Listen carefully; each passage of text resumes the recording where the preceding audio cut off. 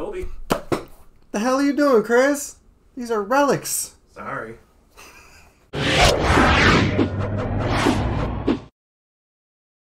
Hey everyone, my name is Rico and this is my partner in crime. It's your boy Chris. And today we have a very special shoe and the start of a very long and very expensive project.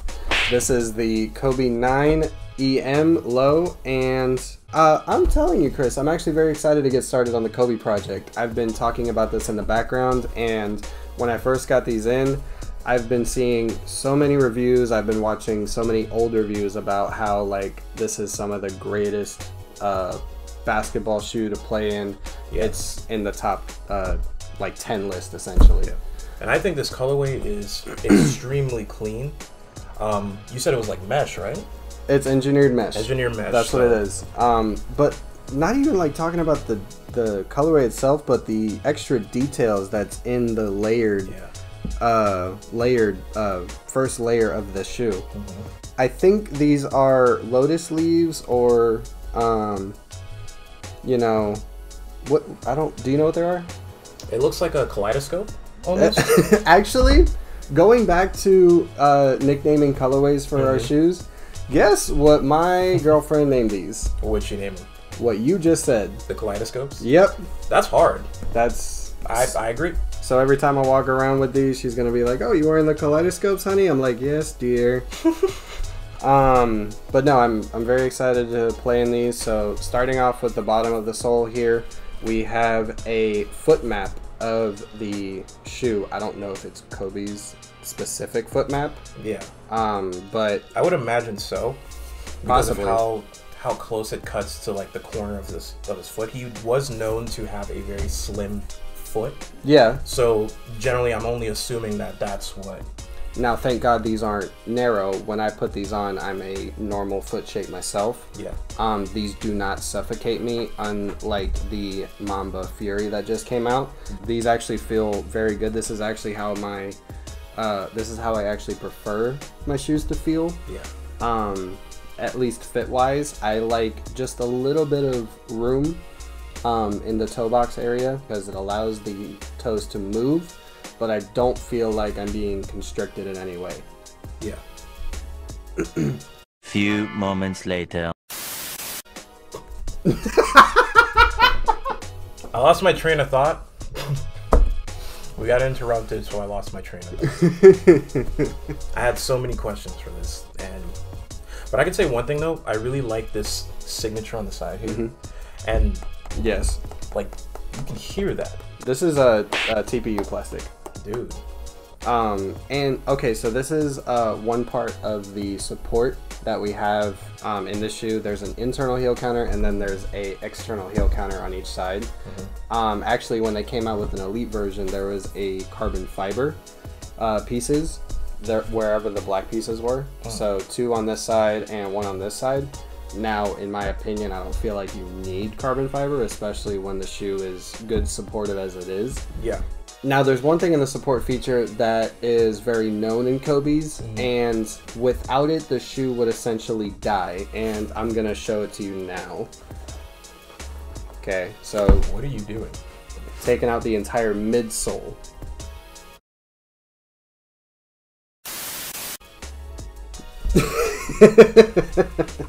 So, instead of just an insole and then a stroller board and then the midsole, that is all one unit.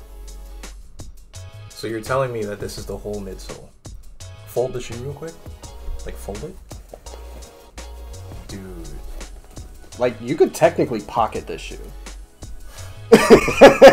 Well, I guess if you're on the go, and you need to put your shoe in a to-go bag. Or if you need to just squeeze it real quick into your gym bag. First of all, if your gym bag is not big enough to hold your basketball shoes, you got a problem. Yeah.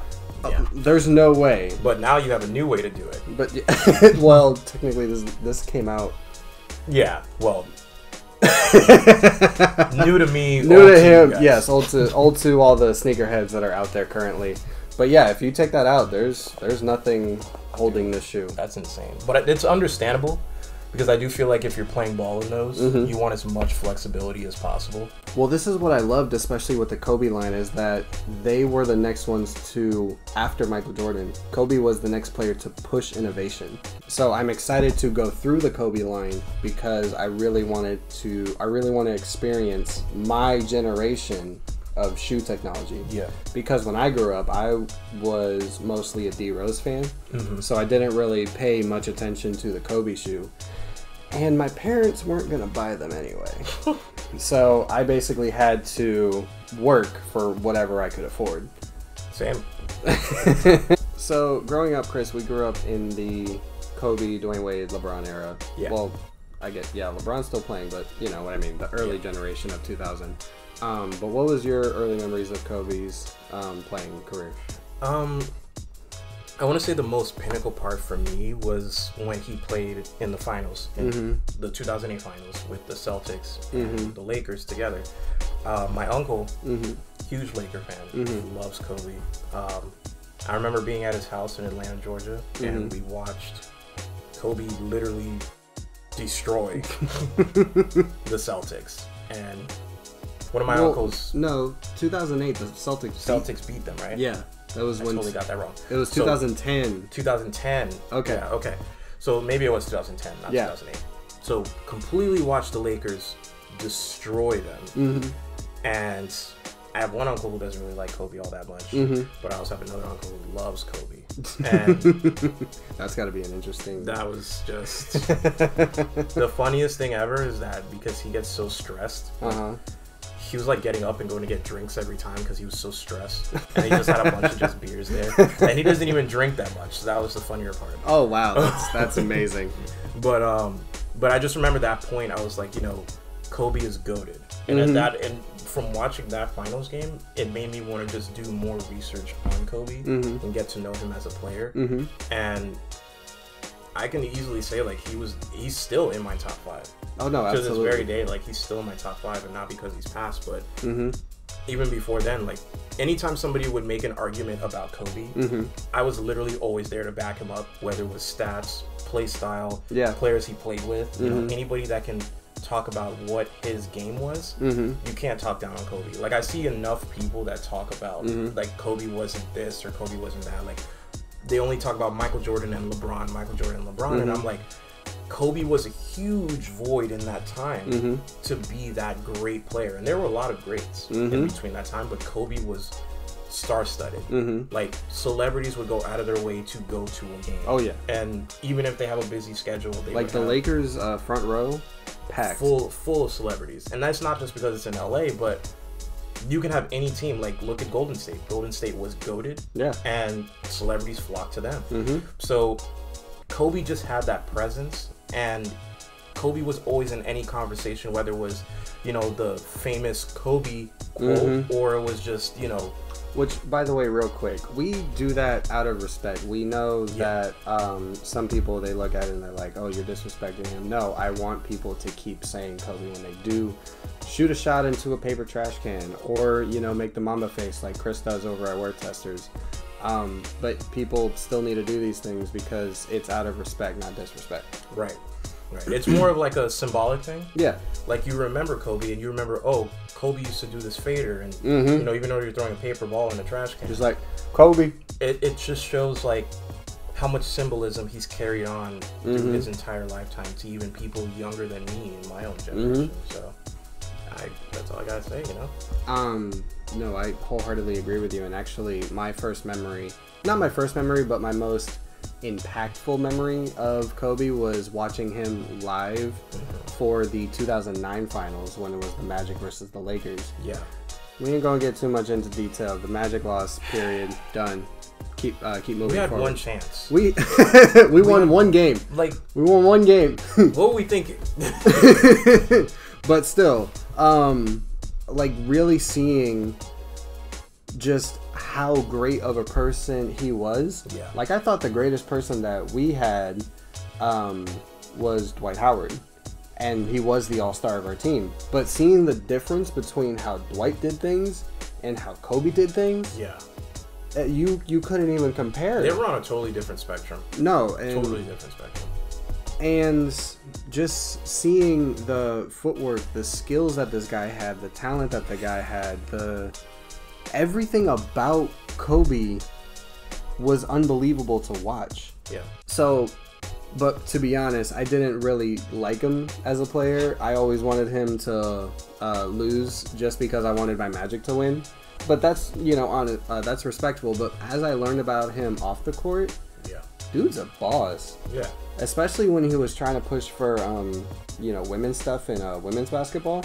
Yeah. Dude he was very, very involved in women's basketball. Mm-hmm. And obviously, he has daughters himself, Mm-hmm. and he wants them to succeed as well. Yeah. So he's always been a big advocate for training and putting a lot of the WNBA players under his wing, sponsoring them, giving them recommendations. So he's always had that foot in the door when it came to those people, and you just shows like how broad his spectrum was when it came to the game. Just like his sneakers. Yeah. Like his sneakers are very broad, like from the different styles, and it shows the timeline of what Kobe was leaning towards when it came to technology for his shoes. And it was just amazing. And you're talking about that broad spectrum. If you want to go back to the classic 90s, how they were used to be built kind of thing, then you go to the first set of Adidas and the Kobe 1 and 2 from Nike. That's that kind of whole classic vibe there. Now that OG Adidas Kobe, You talk about the Crazy 8s? I'm talking about the Astrodomes. Oh, Those things are submarines. Wait. The first one was designed after a TT Roadster. I f with those. I don't f with the Kobe 2. That was the one. Kobe 2 was also terrible. Yes, but between the two of them, I prefer one over the other. I'm not saying that I like them or I love them or anything, but if I were to pick one, I'd have the Kobe 1. No.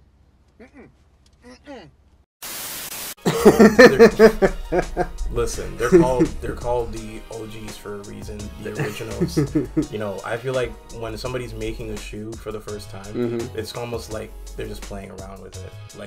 It's not really like, oh yeah, this is what we want to go with and stick with this specific structure, but it's like, let's try it out, see if people like it. And people did buy it though. Yeah. I just wouldn't. Now, look, Adidas lost 2 people. They lost their chance to get Jordan and they lost the chance to get Kobe, and both went to Nike. Alright, so real quick, just to kind of finish off this shoe here, I'm just really excited to get to playing these. Whenever Florida decides to open back up the gyms, because I don't get, private invites to things. I wish I did, but, we're just going to have to wait and see what happens. But overall, I'm in love with the colorway of the shoe. I love the mesh on this. I know I was saying that I didn't know how to feel about it before, but now that I look at it and the kaleidoscope type design, really enjoy it. Really enjoy that gold check. Thank you, honey. I'm a huge sucker for the gold Nike checks, unfortunately. It's like jewelry to us. Yeah, and this piece is just a huge piece of history and I can't wait to experience history. Yeah, and it really makes you, look back on Kobe and his heydays and him playing in these, and you just think, wow, like I actually have a pair that Kobe didn't actually plan, but besides the NXTs behind you, this is my first Kobe line shoe. Like Kobe. Yeah, it's so good you gotta say it twice. I mean, I was gonna go for the retro ones, but at least at the time, they are starting to surface back up. But at least at the time, they were just stupid price in the resale market. And somehow I found these for a good price. And I'm very happy with these. And the traction's still intact. The glue and the fuse is not torn. The laces are very nice. The flywire is still in place. There's a couple chips here and there. Some of the stitching's starting to come out. I see technically more so on the back. Back heel right there. But other than that, it's well put together. And you can tell he's ran in these, played ball in these, done just about anything, but it still looks pretty good. So we'll see what happens. But that takes care of it for the Nike Kobe 9. Unboxing and first impression. Actually, not really an unboxing, just the first impressions of the shoe. And I can't wait to put these out on the hardwood and see what they're made of. And make sure you guys swing by next time to catch more sneaker information here and sneaker history. And where can the good people follow you, Chris? You can find me on Instagram at onguardedcj. But yeah, that's about it. All right. Peace, guys. Deuces. Hey, everyone. My name's Rico, and alongside me is my partner in crime. It's your boy, Chris. Raise your voice up. It's your boy, Chris.